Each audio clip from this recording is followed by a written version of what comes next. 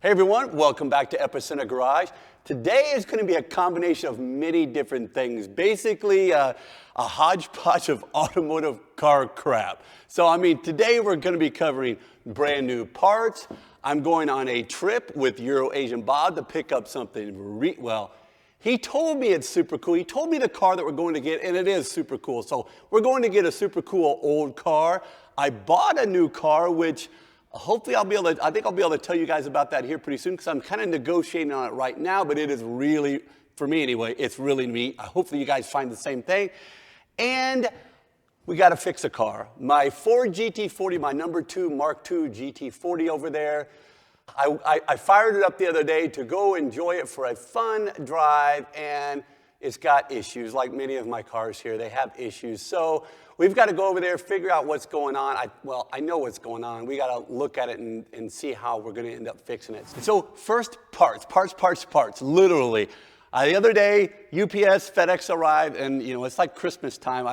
You guys know, I love getting parts. So the SVO, we got the headliner all done. You guys might remember in a previous episode. If you guys haven't, appreciate it if you go back through, maybe watch some of that. Took that SVO out for a ride, and oh my gosh, I'd totally forgotten how bad the shocks were. They were starting to get bad, but oh man, they're like off the cliff now. So I ordered brand new shocks, and even the torque shocks that go behind the axle as well, so I can do more burnouts and not have to worry about axle bumping up and down. As well as I got new rear shocks, new front shocks, and then one thing led to another. Pretty soon I had in my cart new stainless steel brake lines. I had energy suspension bushings for the front and the rear. I got sway bar link bushings. A full exhaust system for the SVO as well. So this is going to be muffler delete. Got the downpipe. Oh my gosh, I'm digging myself in a deep, deep hole. Now that I got the SVO, the headliner done, now I'm like rejuvenated my love again for that car, and now I'm starting to go to town on different parts and making that car better and faster. I don't want to modify it too much because I still like the stock aspect of it, but well, that's kind of going out the window. So, and I also got, oh my gosh, and new tires. Now, these are not for they would look kind of cool on the SVO, but these are not for the SVO. Man, these would actually fit. These are 245s, Pirelli P7s.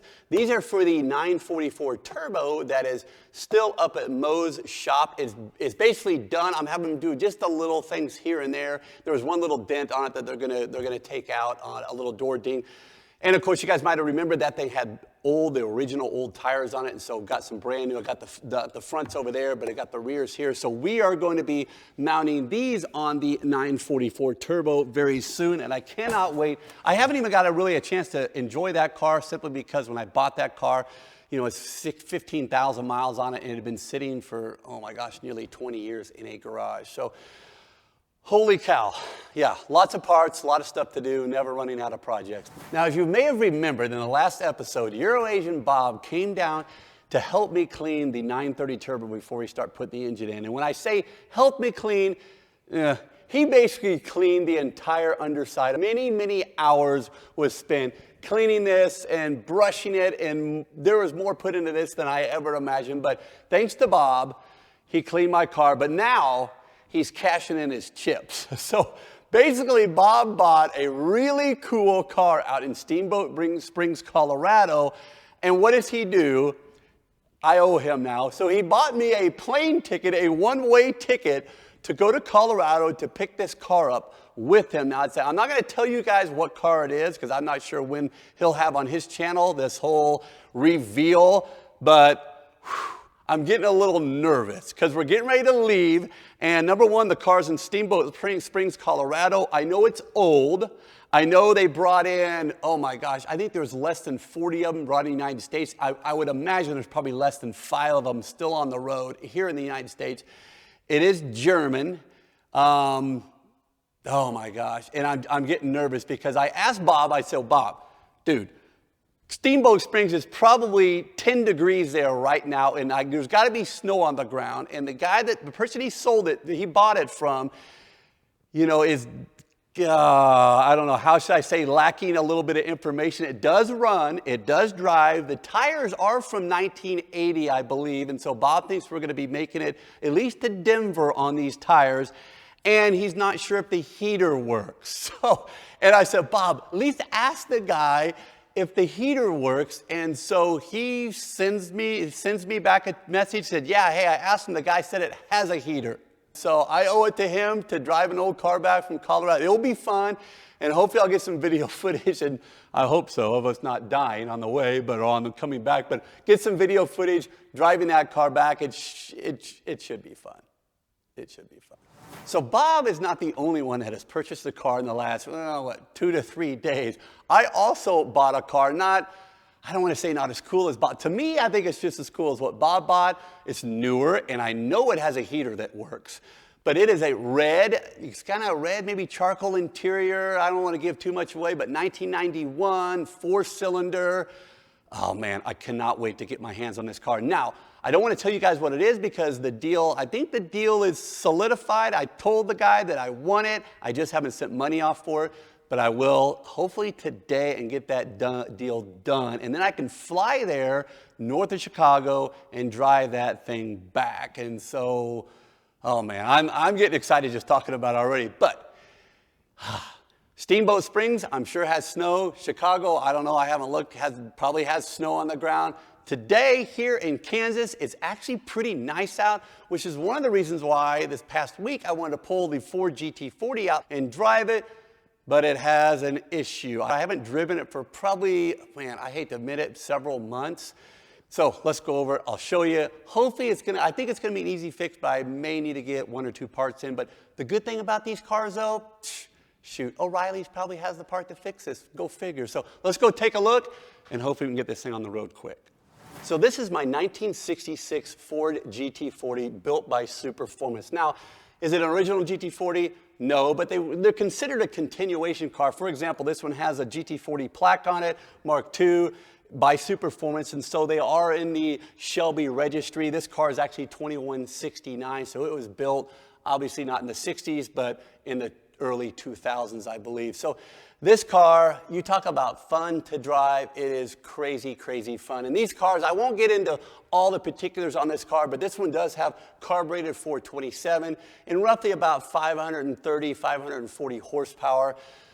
But I want to drive this thing. I went to go pull it out the other day, and I've got a massive fuel leak. Not only in one area, but 2 areas, and that is the last thing. Trust me, you've always heard about bad Lamborghinis and having fuel leaks on mirrors and stuff.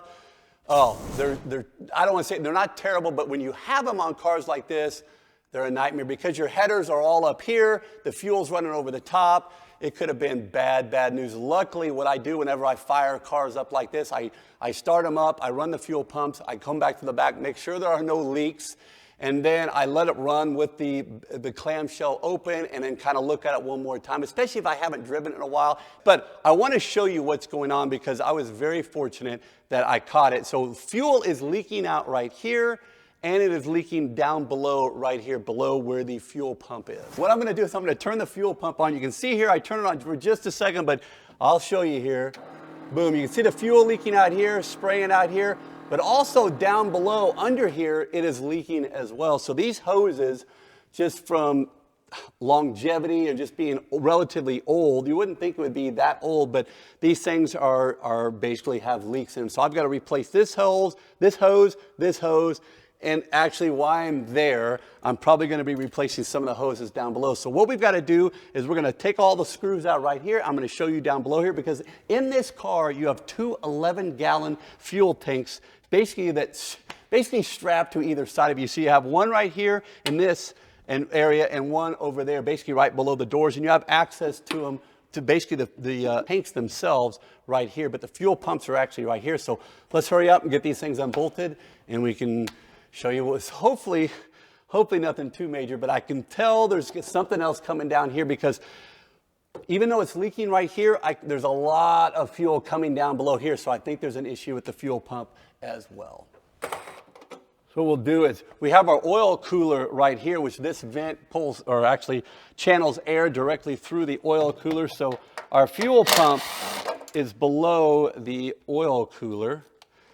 So, and the cool thing, the really neat thing about working on cars like this is that they are so easy to work on. This is like a giant RC car, literally. I mean, everything unbolts, nothing snaps apart, doesn't snaps together. If there's two parts and they're held together, there's no glue, there's none of that. It is literally nuts and bolts. Basically, I've never complained about working on these cars because they're actually really fun to work on. So we're gonna lift this up here. Kind of swing this to the side. Oh boy, yeah. As they say, it was worse than I thought. So I can see fuel is pooling down in here. Now the tank starts right here, so it's about 3 inches right here. So we have our fuel line coming in right here, running down through our Holley, just a regular Holley pump it looks like. So it looks like I last changed this fuel filter in 2018. I'm gonna set this to the side and we're gonna see what's going on down in this hole. Here we go. So that's spraying there. Yeah, I don't know if you guys can see, but yeah, there's fuel leaking down in here. So something with the pump or the fittings down here, you can see it starting to pool up down here where there's actually a little bit of gravel.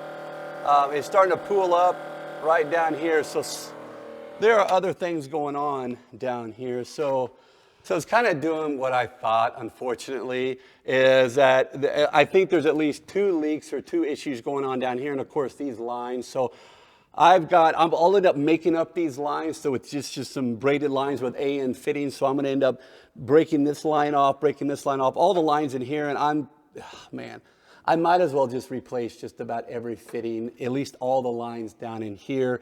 And fuel filter, I'll probably end up pulling that pump out as well. The good thing, like I said before, is, man, the access to this, easiest car ever to work on. So the biggest part is literally just kind of putting this off to the side. I don't want to scrape anything up here. But yeah, so now we just got to start pulling fuel lines off and then checking all the lines going all the way up to the carburetor. And even to the point where I'll start checking over the carburetor a little bit because you can start having leaks there. And so I want to make sure that don't have any fuel pooling or anything, because the worst thing that can be is literally you get this engine bay super hot and all of a sudden you spring a leak and this thing will go up like a match. We're going to break this top one here first. Pretty straightforward. As soon as you think something's going to be easy, I don't even like to, start thinking that, because it's always bound to change very, very quickly and turn into sometimes the easiest jobs are quickly turn into the worst. So we're gonna break this bottom one here. Here we go, all right. And then we can slip these lines out here, and being that they're braided, sometimes it makes them pretty stiff. Come on now. Ooh, right on through, look at that. Things are going too easy. That always worries me.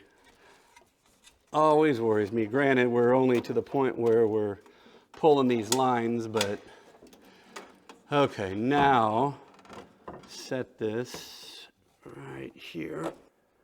Okay, so we're going to pull this line out, and of course gas will seep out a little bit. Now we're going to pull this fitting. Even though this line did not have a leak, I am not going to chance it, because we're going to replace all the braided line here. All right, so now we're going to pull the fuel pump out, because we will double check all the fittings on the fuel pump. Well, you can see down here where it looks like this car may have been leaking for a little while, because, obviously up top you can see leaks, but down in here, I can tell just by looking at it, there might have been an issue previous to me finding it here. All right, guys, we have the fuel pump out, and I could tell, you can see right here where this is wet. Your sealing tape is wet right here. This one's not too bad, but I could tell this was probably leaking. We're going to see if this thing's even loose. I bet that thing is. No, it's on there pretty tight. We'll try to rotate this one. That's on there pretty tight. All of these seem to be pretty tight, but there's definitely a leak going on. I may even swap out this fuel pump just to be on the safe side, because they're not that expensive, and it may just be the best thing to do. We're going to cut the rest of this off real quick as I fill my jeans full of fuel here. Let's pull this off. Okay, we at least got that line out. We have our main line here. We're going to replace this line too in here, so I'm going to get plenty of fuel line, and then we're going to pull this one off that runs along the top of the engine as well, because that's, you know, having a fuel leak over here. This is about probably the best leak I could have had is on this side, especially down in the main fuel tank box. Where you don't want it is obviously above the engine, above the headers, all that type of stuff. So it's just a very good reminder to always have. I have 2 fire extinguishers in this car for very good reason, but boy, a fuel fire that big, a fire extinguisher like that may not put it out. All right, so we got the fuel lines out. I'm gonna get these things redone or rebuilt. Then we're gonna get these in the next episode. Hopefully we'll get these things popped in, because this car, I cannot wait to drive this car and do some big old burnouts for you guys, and just some really good video of just this thing driving and what it's like to drive this car, and especially hear this car and even smell this car. So we will get that done. So once again, you guys, thank you so much for watching. I really appreciate if you guys would hit the subscribe button. And man, we'll see you again real soon.